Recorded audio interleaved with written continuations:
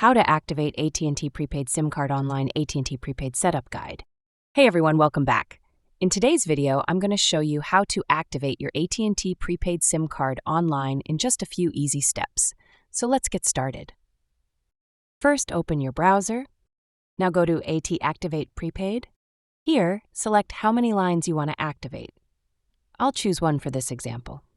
Next, you'll see an activation form where you need to enter 3 details: your SIM card number, your IMEI number from your phone, and your service zip code.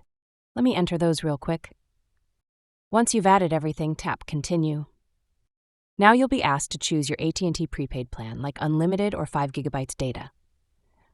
If you already have a prepaid refill card, you can enter the PIN right here as well. Then you'll create your AT&T prepaid account by setting a username and a 4-digit PIN. After confirming your details, you'll see your new AT&T prepaid number, which means your SIM has been successfully activated. Now just turn off your phone, insert the SIM card, and restart it. You should see AT&T appear in the network bar, and you're all set. And that's it. That's how you activate your AT&T prepaid SIM card online. If this video helped you out, make sure to like and subscribe for more quick tech tutorials.